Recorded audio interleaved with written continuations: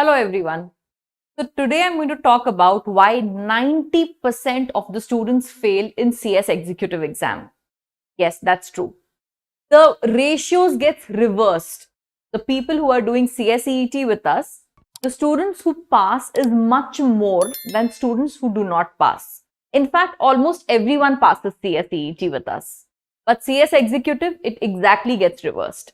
The people who clear are lesser and people who pass the people who clear are lesser and the people who do not pass is much higher.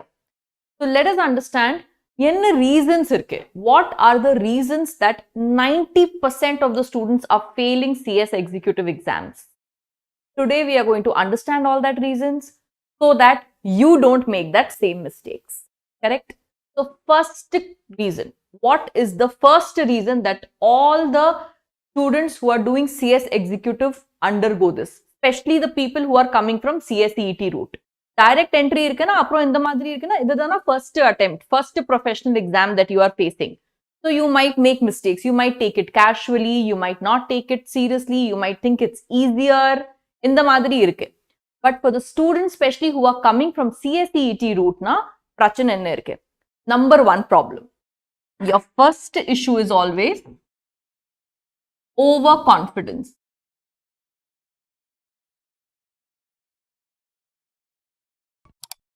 Overconfidence of what? Overconfidence that I cleared CSEET in the first attempt.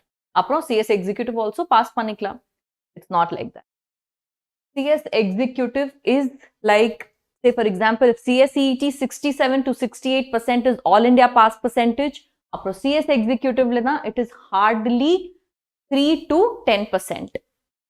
How to make sure that you are in that 10% of the people who are passing CS executive? Alright, so let's understand that reasons. The first reason, as I told you, why you do not clear is overconfidence. CSEET pass panikla, apro CS executive also, if I put enough effort, I'll definitely do it. Not like that. You need 10 times more effort than you did for CSEET exam. Okay. The second reason is most of you go for a single module together. Don't make that mistake. You should go for both modules. If you write both modules together, you have a huge scope of clearing both the modules together. On this, I have made a separate video which you can scroll and find it out. I have made a separate video why you should give both the modules together. Okay. Now see, module 1. Students ella who are giving only module 1 dana, 3 theory subject or subject mattada practical. You might get 40 plus, 40 plus, 40 plus in all the papers. All of you know by that now that ore paper le 40 plus dana pass percentage. But to clear the module, you need 50 plus in aggregate. If 40 plus you will get in your jurisprudence, setting up, company law, tax paper le. But what about getting 200 on that 400?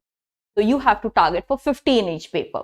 If one paper also you get a little lesser, say you get 40, very difficult to get 60 in another paper to match it up. Understood? So module 1 le, supposing you clear all the 4 papers, but your aggregate is somewhere around 190, 193, 194. Apro enna ago? Full module not cleared. Again, you have to give it.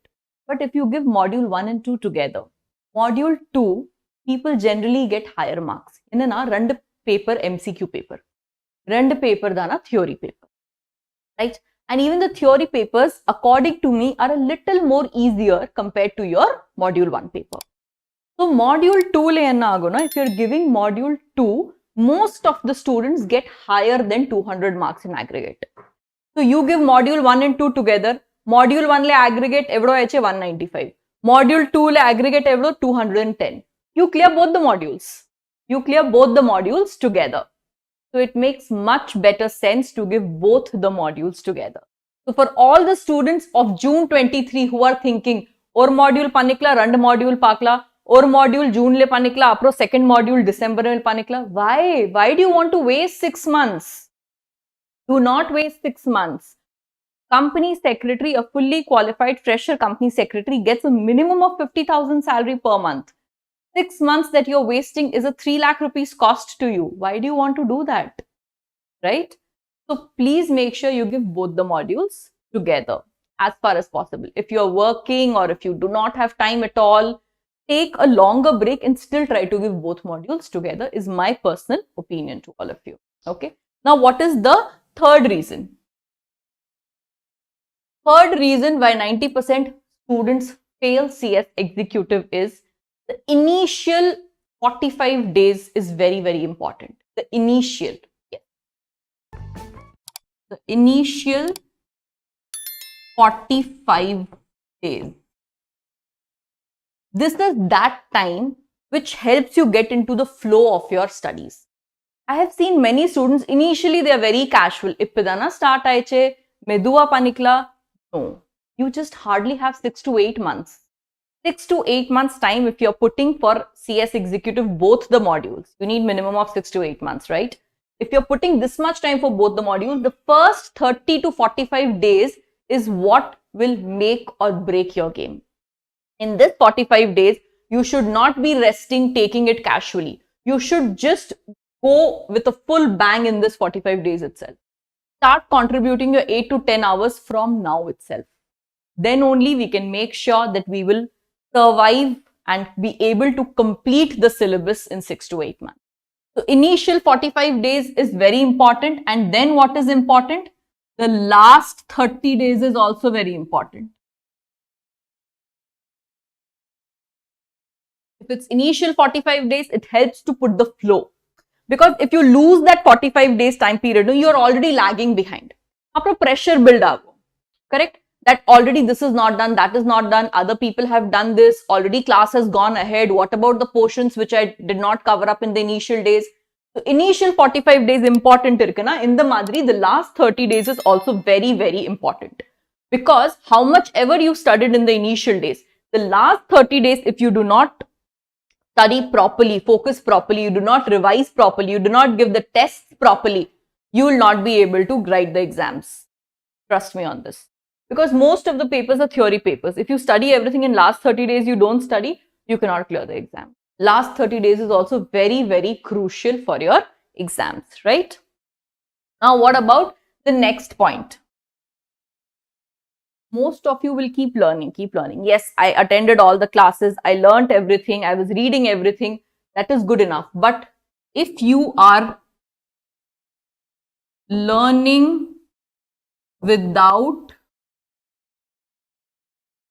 practice, if you are not practicing what you are learning, you will not be able to clear CS executive. CSEET, stop the comparison. It is not the same. CS executively, whatever you learn, be it law, be it tax, be it accounts, be it whatever you are learning in the class, you go home and read, you make the self notes also, and you say that, yes, ma'am, we are doing everything. Now, self notes of Anita, I am understanding everything in the class. Not enough. You have to practice what you have learned. How will you practice? For practical MCQ papers, you have to practice MCQs. If you do not practice MCQs, it's not enough. And for the theory papers, you have to write the answers in practice. You have to write tests. If you do not write tests, how will you go and write over there in the exam? Imagine someone who has read everything very nicely for 6 to 8 months, and the first time he's writing the answers is where? In the exam hall. That's not enough.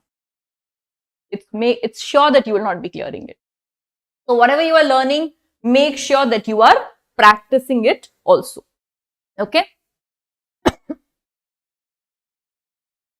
Now, what is the fifth point that you have to do? Definitely you have to practice. Apart from that, what you have to do is, you have not solved enough test papers. Same point. Not solved test papers. You have to solve test papers. The previous year test papers. Do not think previous attempt only this question came. No, this attempt it cannot come. ICSI does not work like that. If it wants, it will give the same question once again. So please solve all the previous year test papers. Very, very, very important to do this part. Correct? And make sure you get it checked also, so that you understand where is the problem. If you do not have anyone to check it, say you are doing self-study, you don't have anyone to check it, at least compare it with guideline answer. So you understand where is your mistake. Okay. Next point. The number one thing which most of us tend to do, you know what do we do? Compare ourselves with others. Stop the comparison. Stop comparing. Why do we stop comparing? If you keep on comparing yourself with others, you will never feel confident enough. You will always feel you are not good enough. Even the best of us, it's not just you as students, even people who are standing on this side, even people like us, we end up comparing ourselves with others, and then we always feel that we are not good enough. Our motivation gets a hit, our confidence gets a hit. Please understand, not everyone is same. There's a very famous saying which all of you would have heard about it. That is that Albert Einstein said that if you judge the ability of a fish to climb the tree, right, it'll always think it's stupid, right?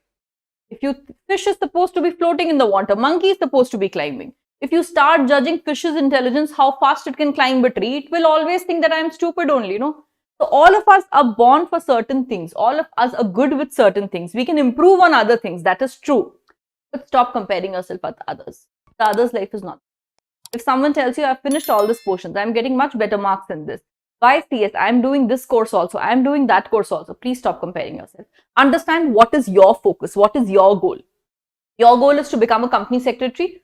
Stick to it. Correct?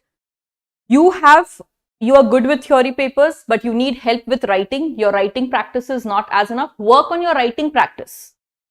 Someone who's weak with practicals and MCQs, someone who freaks out in the exams, you have to work on that. Correct? So in the Madri Dana, decide panno that what are you good at, and then only we have to work for it, right? Next is, most of you do not make self-notes. If you do not make self-notes, not making clear self-notes, not making clear self-notes.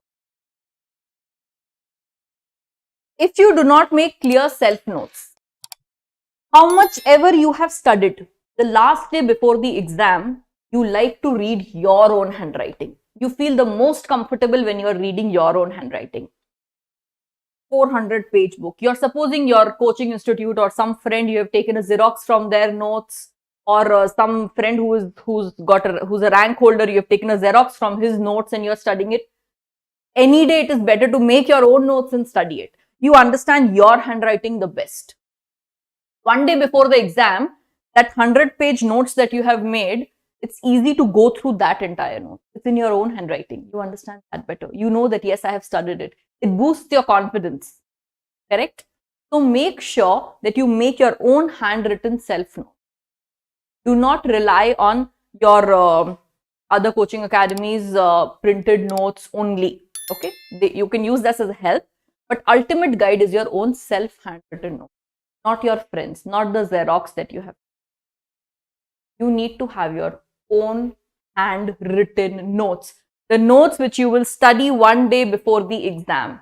That is the most important thing which you have to do. Correct? So now, coming up, what are the things that you have to make sure that you are doing so that you are in that 10% of the students who cleared their CS executive? Right? Stop the overconfidence. Correct?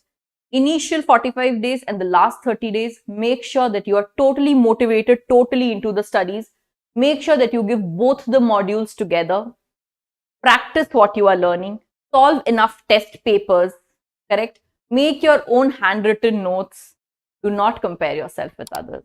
If you stick to all these things, no one can stop you from clearing CS executive.